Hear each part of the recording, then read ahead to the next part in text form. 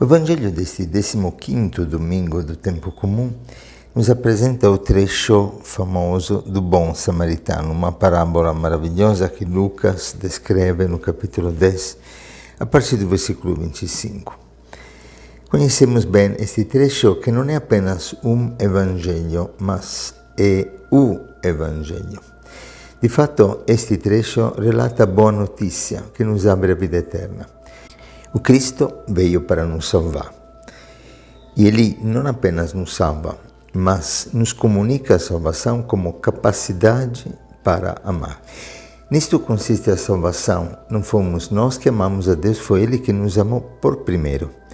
E por isso, experimentando este amor, como fala São João nas suas cartas, nós também somos chamados a amar os outros, tornando-nos bons samaritanos da humanidade, homens que socorrem aqueles que estão machucados, feridos, quase mortos no caminho da vida.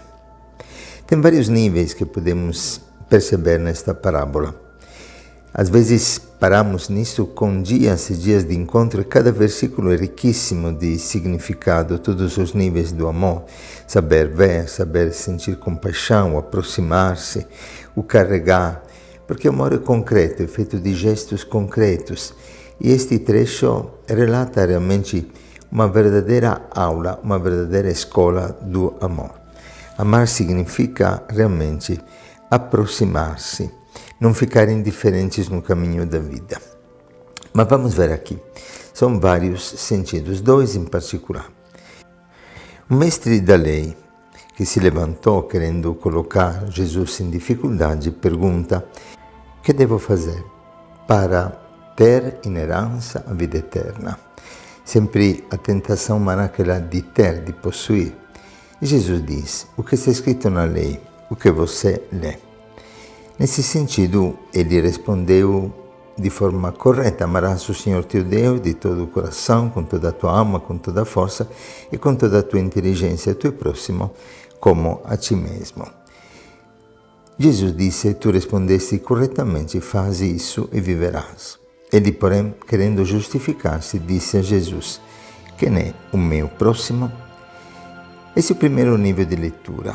De fato, nós sabemos que todos os mandamentos da lei, 613 mandamentos, dos quais 365 negativos, como dizer não faça, como os dias do ano, cada dia nós temos que dizer não para o pecado, e 248 positivos, que nos convidam a exercer no caminho da vida a arte do amor. Todos esses mandamentos se resumem, como lemos em Romanos 13, no amor ao próximo. Nisto consiste toda a lei e os profetas, lemos na palavra. É interessante que, sem dúvida, é muito mais complexo, muito mais difícil amar a Deus de todo o coração, com toda a alma, com toda a força, com toda a inteligência, com essas 4 dimensões da vida, do amor, da alma, da inteligência, do que o próximo como a nós mesmos. Parece uma medida mais simples, mais alcançável, mas de fato a dificuldade da nossa vida sempre se encontra no amor ao próximo. Lembro sempre de um professor de teologia que me dizia: é mais fácil engolir a Eucaristia do que engolir o irmão. Sim, o amor ao próximo é de fato a medida e também a prova do nosso amor para com Deus. Como lemos na primeira carta de São João, no capítulo 4, versículo 20, nós amamos porque Ele nos amou por primeiro. Mas se alguém disser: eu amo a Deus, mas odeia seu irmão, esse tal mentiroso. Pois quem não ama seu irmão a quem vê, não pode amar a Deus que não vê. Não pode. Uma expressão muito forte. Este mandamento nós recebemos dele. Quem ama a Deus, ame também o seu irmão. Neste primeiro nível nós vemos realmente um convite que a palavra nos faz para colocar-nos na escola do amor. Mas tem um segundo nível de leitura, mais profundo, e que torna mais completo o sentido deste trecho e as dimensões que neste trecho realmente se entrelaçam de forma maravilhosa. Em outras palavras, nesta pergunta, quem é o meu próximo, o mestre da lei pergunta: mas para mim, quem é o próximo? Quem me ama de fato? No primeiro nível, a pergunta quem é o meu próximo, Jesus responde: se faça você próximo, não perguntar-te quem é o meu próximo, mas seja você próximo dos outros, aproxima-te dos outros. No segundo nível, este mestre da lei reconhece que ele não tem condição de amar, que ele precisa ser amado, que ele não sabe amar e precisa aprender a amar na escola do Senhor da vida. Esta história, nesse sentido, de todo homem que se afasta do Senhor. A história deste homem que desce de Jerusalém para Jericó não tem nome porque é o nome de cada um de nós. Nós todos, na medida em que descemos de Jerusalém, descemos da nossa vida espiritual, saímos do nosso caminho espiritual e vamos ao encontro de Jericó, que representa o lugar da destruição, o lugar da morte. Desta forma, todo homem que caminha afastando-se do Senhor se torna como este homem, certo homem. Um homem que se encontra despojado de tudo, da sua dignidade humana, espancado e quase morto. Como impressionante a vida de quantas pessoas realmente é uma vida de semi-mortos, de zumbi que andam na vida e que acabam destruindo a própria existência na medida em que se afastam do Deus da vida, fonte da vida, caindo na mão dos assaltantes que podem representar os demônios, mas que representam também os nossos instintos, a nossa inteligência, a nossa energia vital quando se afasta do caminho da vida que é a palavra de Deus, quando se afasta da verdade que liberta e cai na mentira do inimigo que veio para nos roubar, destruir e matar. É interessante que neste Evangelho aparecem 7 personagens. E numa leitura espiritual poderíamos nos identificar com cada uma destas personagens, mas em particular, sem dúvida, com este homem que perde a própria dignidade de filho, que perde a própria identidade de filho, este homem que se afasta do Pai. É belíssimo aquilo que dizia o Papa São João Paulo II numa das últimas jornadas de juventude em Buenos Aires, quando dizia para os jovens que perguntavam qual é o problema do nosso tempo, ele dizia uma humanidade que se afasta do Pai e por isso uma humanidade órfã, uma humanidade homicida. Hoje assistimos a uma epidemia de suicídios. Cada minuto 12 jovens tentam o suicídio. Está tornando-se a primeira causa de morte entre a juventude.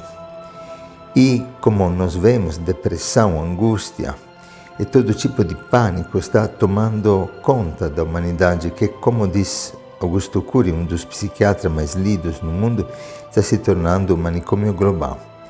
Segundo as estatísticas que ele relata, 1 a cada 3 pessoas sofre de perturbações psiquiátricas graves. São Paulo VI dizia que na medida que os homens teriam se afastado dos confessionários, teriam se preenchidos os consultórios dos psicólogos e dos psiquiatras, como de fato hoje acontece. Temos tantas pessoas que hoje vivem como que semi-mortas, uma vida que se torna um lento morrer, até que morremos definitivamente. E Jesus aparece aqui como bom samaritano. Interessante porque os samaritanos eram considerados homens amaldiçoados. E não é por acaso que Paulo apresenta Jesus como aquele que, pendurado no lenho da cruz, se fez maldição para nós. Ele é o bom samaritano, o homem amaldiçoado pelos judeus, amaldiçoados pelo mundo, pela vida, pelos homens. Ele carregou, como lemos em Isaías 53, todas as nossas culpas. Ele carregou sobre o seu corpo, o seu soma, como se diz em latim, de quem vem a palavra burro, somaro. Ele carregou realmente sobre si o peso de uma humanidade machucada, de uma humanidade ferida. Como lemos em Isaías, na verdade, são nossas doenças que carregou, nossas dores que levou em suas costas.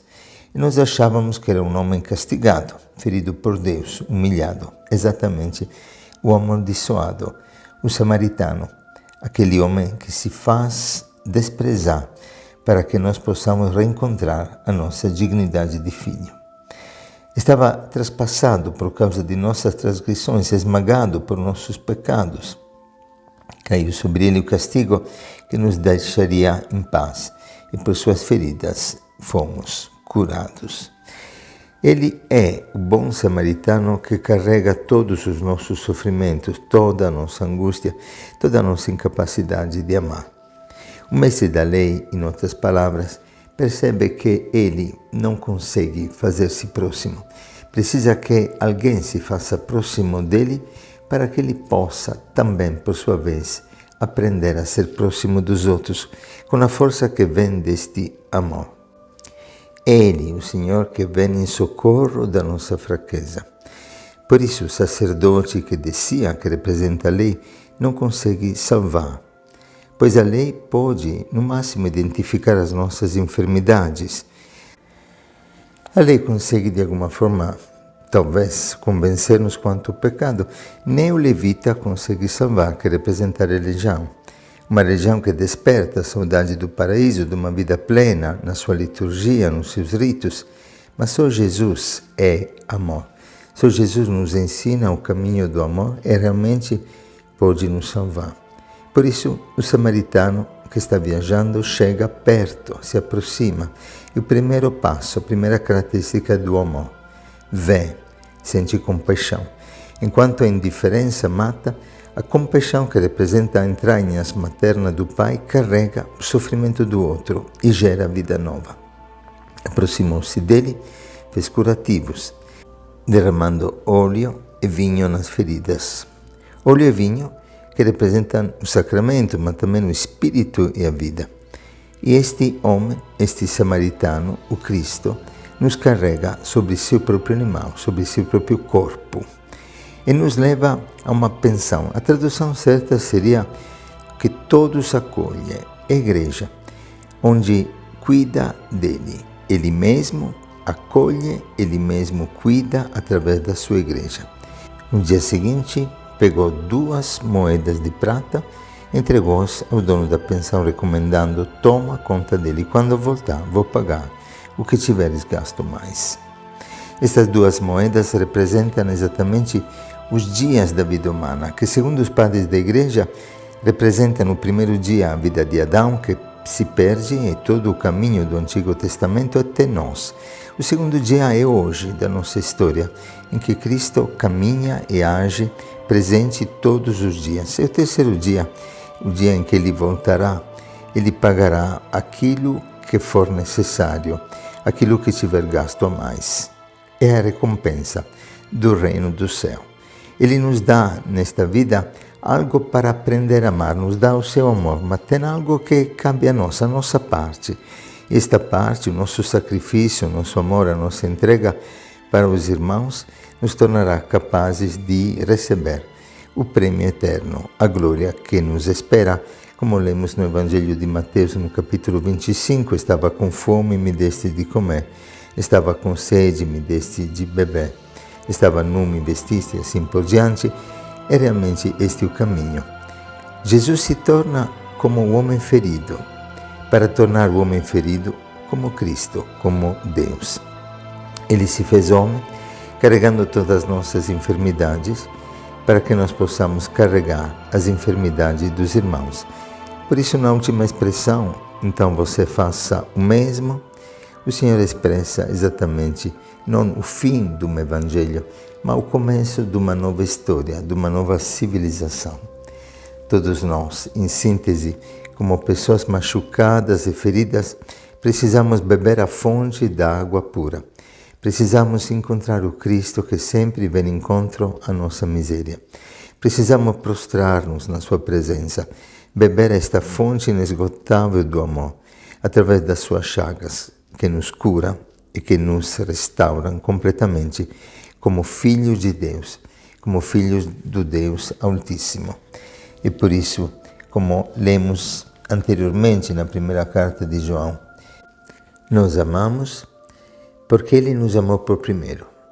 Se alguém disser ama a Deus, mas odeia seu irmão, Esse é tão mentiroso, pois quem não ama o irmão que vê, não pode amar a Deus que não vê. Deixamos-nos amar por Cristo para amar como Cristo. Deixamos que Ele nos carregue na sua cruz com toda a nossa enfermidade, para que nele experimentamos a ressurreição para uma nova vida que nos torna filhos de Deus Pai, feitos amor, a imagem de Cristo, Filho único, unigênito, que nos faz todos irmãos e que nos leva na família trinitária para experimentar a maravilha de um amor que continuamente flui do coração misericordioso, Rahamim, que se compadece por nossas enfermidades. Como dizia Madre Teresa, celebrando a Eucaristia, nós recebemos Cristo no seu corpo e no seu sangue, e na vida, nos pobres, nós podemos reconhecer o mesmo Cristo que aqui recebemos eucaristicamente presente na Santa Ceia, e que aí podemos concretamente amar na celebração da vida, na Eucaristia que se faz vida. Que o Senhor conceda a cada um domingo repleto de alegria neste amor, um domingo de ternura e de compaixão, um domingo de caridade viva, um domingo de experiência concreta na carne, no sangue, de um amor que se faz presença e que se faz próximo de quem sofre. O Senhor te abençoe e te guarde, faça resplandecer a sua face sobre ti e te dê paz. Um bom domingo para todos.